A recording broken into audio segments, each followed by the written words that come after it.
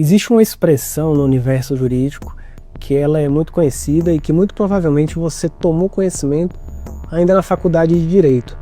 O pessoal fala que juiz pensa que é Deus, desembargador e ministro tem certeza que são. Teve uma reportagem que repercutiu no portal Migalhas no final de 2025 sobre um juiz que acabou levando muito a sério essa expressão. A gente precisa ser honesto e claro para dizer que ele não se colocou em pé de igualdade com uma divindade. Não falou expressamente que era Deus.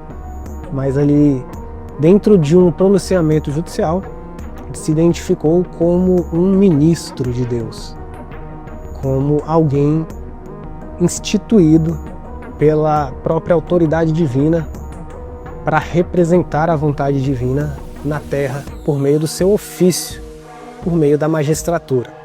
Bom, esse vídeo aqui é para falar sobre algumas questões relevantes em torno desse assunto que podem despertar reflexões a respeito do exercício de atividades como a magistratura, como a advocacia e sobre as diferenças que existem em relação ao tratamento que é dispensado a essas duas profissões.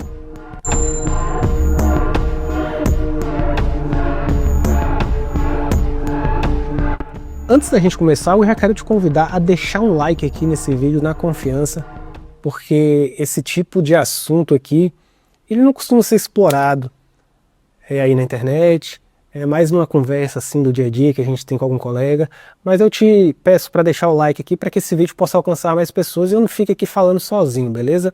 Meu nome é Bruno Albuquerque, sou criador do perfil Habeas Vox, lá no Instagram e também aqui no YouTube. Criei esse perfil para me comunicar com profissionais do direito que não têm preguiça de pensar, beleza? Se esse é o seu caso, então seja muito bem-vindo.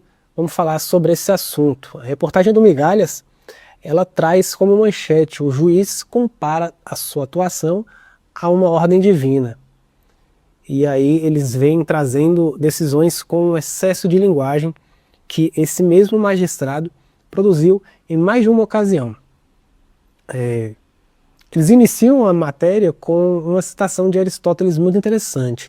Quando um juiz se deixa levar pela cólera ou por qualquer outra paixão, sua sentença recebe necessariamente a marca disso. E isso se aplica não só à judicatura, mas também à advocacia.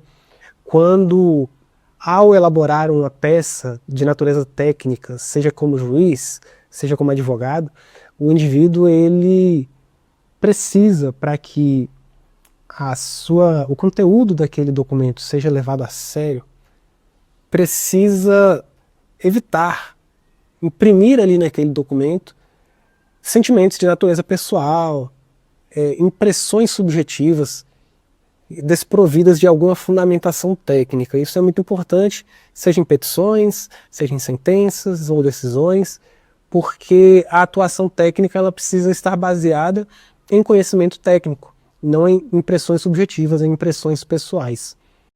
Teve uma ocasião em que ele colocou no dia 4 de dezembro de 2025, na sua assinatura, em uma sentença, o seguinte: 4 de dezembro de 2025, data em que o Clube de Regatas Flamengo ostenta os títulos de campeão carioca, campeão da Copa do Brasil, campeão da Supercopa do Brasil, campeão da Copa Libertadores da América e campeão do Campeonato Brasileiro de Futebol Série A. E assina logo abaixo. Cara, sinceramente, eu não consigo ver nenhuma graça nisso daqui. Não porque eu goste ou não goste de futebol, mas porque, cara, não tem nada a ver. Num contexto de exercício da profissão, onde aquele indivíduo está ali representando o Estado, como Estado juiz, decidindo a vida das pessoas, decidindo controvérsias que são apresentadas ali, ele faz esse tipo de intervenção que chega a ser patético, chega a ser ridículo. E quando um juiz faz isso, fica só aquela coisa: ai, mas é muito feio, mas a corregedoria vai apurar, e nunca acontece nada, porque assim, é complicado. Mas se por outro lado fosse um advogado fazendo esse tipo de coisa, é muito claro, muito nítido que a repercussão seria diferente e as consequências seriam também muito diferentes. No mesmo contexto, o pessoal do Migalhas apresenta aqui uma outra sentença, um despacho, perdão, onde uma magistrada colocou um meme ali do Homem-Aranha, vou colocar aqui para você ver também como é, um meme em que tem 3 Homem-Aranhas apontando um para o outro, e ela fala assim no despacho: constato que acabou ocorrendo um equívoco, sendo o ofício direcionado à vara X, expedido para ser juntado nesses autos. Como explica o espetacular Homem-Aranha, aconteceu o seguinte. Cara, que coisa ridícula, patético, isso é ridículo. É inconcebível que um magistrado, uma pessoa que representa o Estado, se preste a um papel como esse. Isso aqui é ridículo. Ridículo. Se fosse um advogado fazendo isso, muito provavelmente a entidade de ordem seria oficiada para que apurasse e aplicasse ali o seu regramento disciplinar. É muito complicado. Bom, e aí voltando aqui ao nosso título do vídeo, o juiz que se apresenta como uma autoridade divina, ele provocou controvérsia ao recorrer a referências religiosas e a uma linguagem simbólica incomum no âmbito de uma ação de indenização por acidente de trânsito. Ao abrir a decisão com extensa passagem da carta de Paulo aos Romanos sobre a origem divina da autoridade, o juiz atribuiu à magistratura um papel diretamente associado a um desígnio superior. Aí vem aqui uma transcrição do texto bíblico. Todo homem esteja sujeito às autoridades superiores, porque não há autoridade que não proceda de Deus, e as autoridades que existem foram por ele instituídas.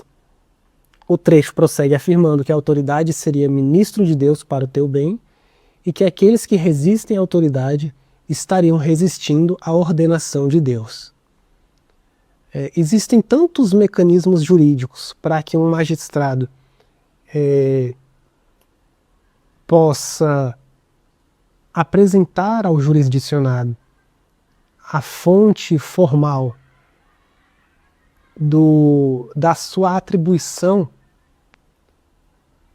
que não existe sentido, não há o menor sentido em recorrer a um texto de natureza religiosa para cumprir essa mesma finalidade. Assim, é muito complicado, principalmente porque, assim, eu posso falar que eu sou evangélico, mas trazer esse aspecto pessoal que diz respeito apenas ao meu âmbito particular para dentro da minha atuação profissional, principalmente quando eu atuo como um representante do Estado, fica claro que não faz sentido. Não tem motivo para que um magistrado recorra à sua fé pessoal para justificar as suas decisões, principalmente porque a gente vive em um Estado laico. Estado laico não significa que o Estado não tem religião, mas que as pessoas elas não podem ser privadas de exercer a religião que desejam.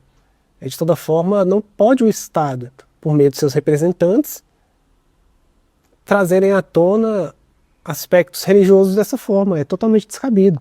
Revela um desvio de finalidade desse pronunciamento judicial muito evidente. E, novamente, se fosse para comparar com a advocacia, ficaria nítido o quão ridículo isso seria, porque o advogado seria de imediato repreendido. Assim, é complicado a gente ver situações como essas e acaba se perguntando a respeito dessa diferença de tratamento. Tem até um vídeo que eu gravei aqui no canal há algum tempo falando sobre circunstâncias em que magistrados acabam destratando profissionais da advocacia justamente porque muitos profissionais da advocacia atuam de uma forma subserviente e acabam se colocando em uma posição de inferioridade em relação ao magistrado. E ainda assim a gente vê magistrados que praticam abusos justamente por causa disso. Se muitos profissionais da advocacia não se colocam em pé de igualdade, a gente começa a ver situações ridículas como essas, magistrados que acabam excedendo, acabam ultrapassando limites de razoabilidade, como em situações como essa daqui. Então o cara, ele não pensa que é Deus, mas ele pensa que está ali exercendo a sua função como uma autoridade diretamente constituída por Deus e impõe essa visão ali ao cidadão que se socorre do poder jurisdicional estatal. A conclusão aqui da matéria do Migalhas ela é muito interessante. Eles apontam: não são raros os casos em que magistrados utilizam o espaço da fundamentação não apenas para aplicar o direito, mas também para expressar convicções pessoais, referências culturais ou visões de mundo. Trata-se, porém, de uma linha tênue entre o estilo e o excesso, entre o cuidado com a linguagem e o transbordamento do papel institucional. Humano, o juiz pode desejar conferir certo verniz retórico à decisão, seja para torná-la mais acessível, seja para imprimir traços de humanidade à judicatura. Ainda assim, os limites éticos e institucionais desse exercício permanecem objeto de permanente debate, sobretudo quando a sentença se afasta do caso concreto e da fundamentação estritamente jurídica. Eu achei muito legal essa matéria e concordo plenamente com o seu conteúdo. É claro que esse conteúdo, esses comentários aqui, eles não têm... Eu até evito mencionar qual a comarca, qual a vara, de onde esses sujeitos aqui atuam, para evitar maiores exposições, mas minha opinião particular é essa e não sei, você concorda? O que você acha? Você acha que é divertido um juiz usar memes ali nas suas decisões, o outro fazer menção à sua fé pessoal para justificar aquilo que ele decide? Deixa aí nos comentários, vai ser interessante a gente entrar nesse debate. E eu te vejo no próximo vídeo.